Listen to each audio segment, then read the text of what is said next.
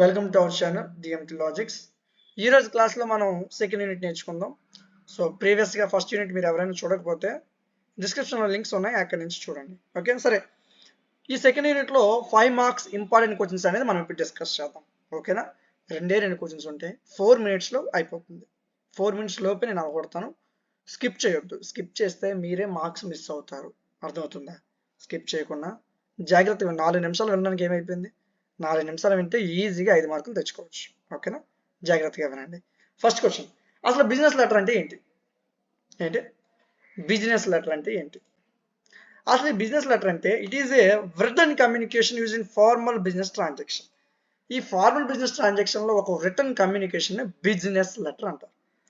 It is a document, letter అంటే డాక్యుమెంటే కదా, that contents related ఉంటాయి అబౌట్ ఏ బిజినెస్ ట్రాన్సాక్షన్. నువ్వు బిజినెస్ ట్రాన్సాక్షన్ ఏం చేసావు, దానికి సంబంధించిన అగ్రిమెంట్, దానికి సంబంధించిన ఎంక్వైరీ, అదేవిధంగా ఈ మొత్తం ఇన్ఫర్మేషన్ని వేరే బిజినెస్కి మనం పంపించడం జరుగుతుంది. దీన్నే బిజినెస్ లెటర్ అంటారు. నా దగ్గర ఒక బిజినెస్ ఉంది, నీ దగ్గర ఒక బిజినెస్ ఉంది, నా బిజినెస్లో నా బిజినెస్ ట్రాన్సాక్షన్ సంబంధించిన అగ్రిమెంటు ఈ మొత్తాన్ని వేరే బిజినెస్ పంపించడాన్ని బిజినెస్ లెటర్ అంటారు. ఓకే, సో వేరే బిజినెస్ కస్టమర్స్కి కానీ, సప్లైస్కి కానీ, గవర్నమెంట్ ఏజెన్సీకి కానీ ఎవరికి పంపించినా సరే దాన్నే బిజినెస్ లెటర్ అంటారు. ఈ letter can be used for variety of purpose. ఈ లెటర్ని చాలా పర్పస్లో వాడతాం. సేల్స్లో వాడతాం, అవతల వాడు పేమెంట్ చేశాడు, ఇప్పుడు మీరే ఉన్నారు, దీని ఒక పీడిఎఫ్కి జస్ట్ మీరు ₹1 పే చేస్తారు మన యాప్లో. ఇక్కడ ₹1 ఉంది కదా, ₹1 పే చేస్తారు మన యాప్లో, జస్ట్ ₹1. దీని ఒక పీడిఎఫ్ మీరు పేమెంట్ చేయగానే మీకు ఈ పేమెంట్కి సంబంధించిన ఒక డాక్యుమెంట్ అనేది వస్తుంది. అలా అయినా వాడచ్చు, లేదా మార్కెటింగ్లో వాడతారు, కస్టమర్ సర్వీసెస్లో వాడతారు, అడ్మినిస్ట్రేటివ్ పెద్ద పెద్ద ఆఫీసర్స్లో కూడా ఈ బిజినెస్ లెటర్ అనేది వాడతారు.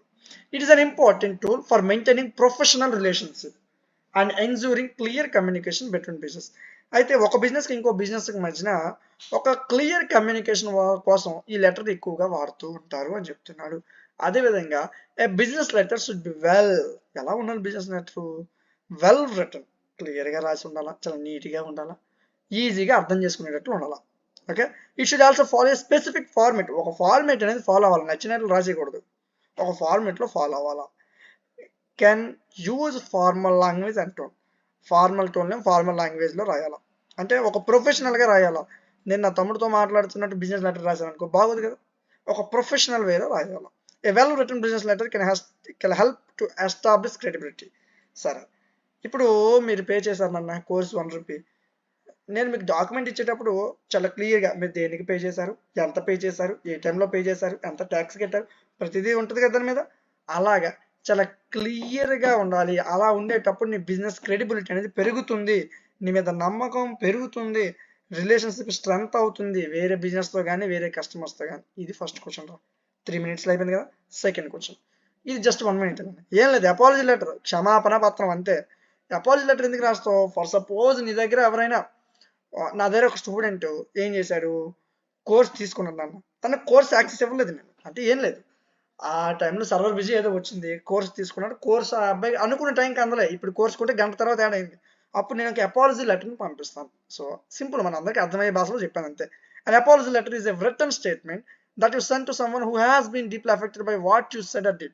మనం చేసిన పనికి ఏ వ్యక్తి అయితే ఎక్కువగా ఇబ్బంది పడతారో లేదా ఎక్కువ బాధపడతారో వాళ్ళకి పంపించే ఒక రిటర్న్ స్టేట్మెంట్నే అపాలజీ లెటర్ అంటారు. సింపుల్గా ఈ లెటర్ మనం యూజ్ చేసి అవతల పర్సన్కి మనం అది మిస్టేక్ జరిగింది అనే అపాలజీ అడగడం. Next, in an apology letter, ఈ అపాలజీ లెటర్లో ఫస్ట్ నీ మిస్టేక్ ఏంటనేది అవతలకి క్లియర్గా చెప్పాలా, నువ్వేం తప్పు చేసావు అన్నది, అప్పుడు సారీ చెప్పాలి, అప్పుడు ఈజీగా ఉంటుంది.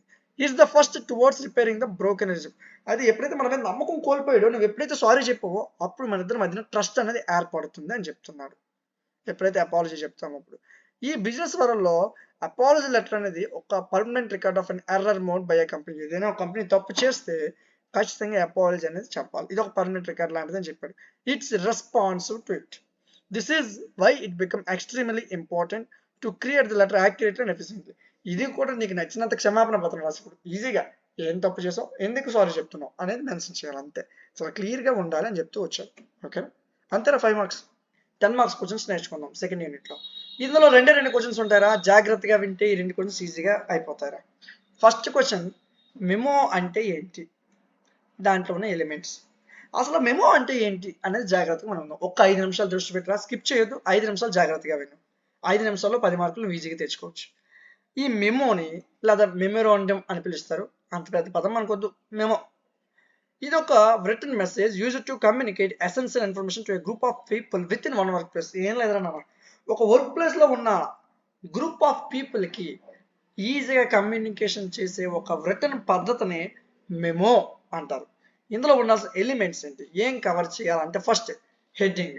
హెడ్డింగ్ లో ఏమేమి ఉండాలా, ఎవడు పంపిస్తాడు, ఎవడికి పంపిస్తాడు అంటే సెండర్ ఎవడు, రిసిపెంట్ ఎవడు, అసలు దేనికోసం ఇది, సబ్జెక్ట్ లైన్ ఏంటి, ఏ రోజు పంపించాడు, డేట్, ఈ 4 హెడ్డింగ్ లో మెన్షన్ చేయాలి. ఈ రోజుల్లో అయితే డైరెక్ట్ గా మెయిల్ ద్వారా పంపించేస్తున్నారు ఈ మెమోస్ ని.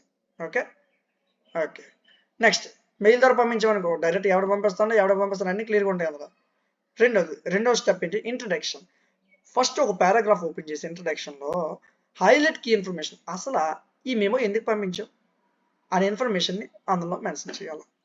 ఈ మెమో పర్పస్ ఏంటి, అసలు ఎంప్లాయీ ఈ మెమోని ఎందుకు చదవాలి అనేది క్లియర్గా మెన్షన్ చేయాలి. మూడోది బాడీ ఆఫ్ ద లెటర్, అంటే మొత్తం నువ్వు ఏటైతే చెప్పాలనుకుంటే అది మొత్తం ఇక్కడ చెప్పేయాలా.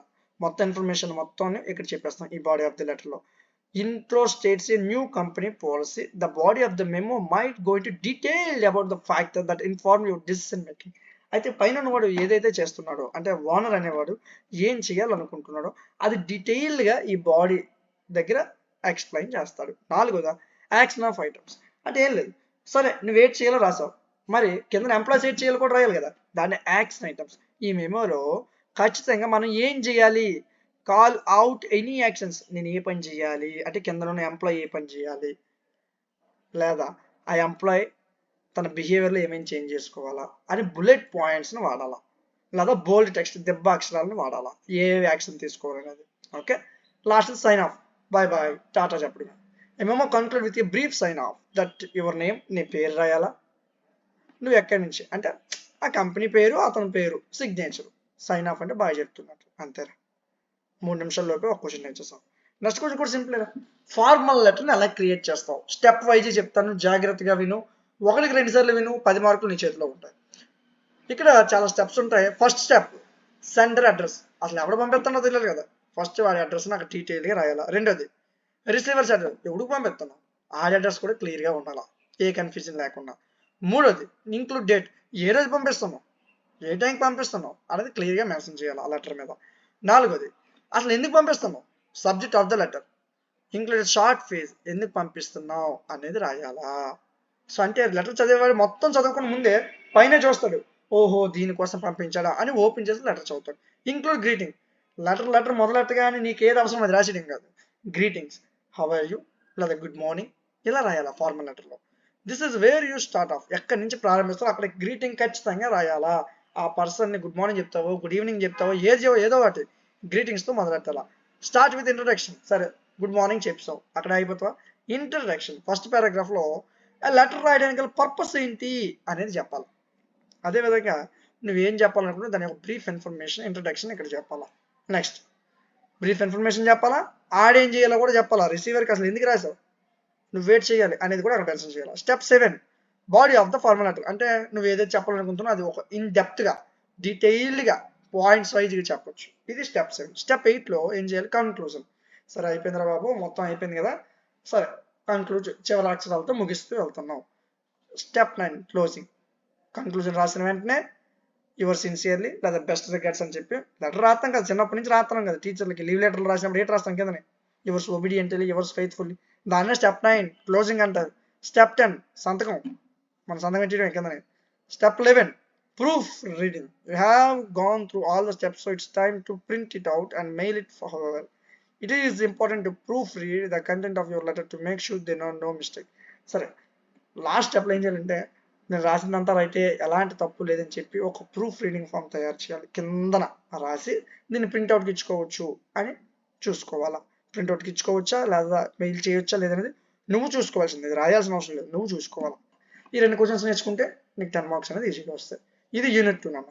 ఓకే దీనికి సంబంధించిన పీడిఎఫ్ మన యాప్లో ఉంది, మీ అందరికీ తెలుసు, నేను ప్రతి వీడియోలో చెప్తున్నాను. డిఎంటీ లాజిక్స్ అందరూ డౌన్లోడ్ చేసుకున్నారు అనుకుంటున్నాను, ఇంకెవరైనా డౌన్లోడ్ చేసుకోకపోతే చేసుకున్నాను.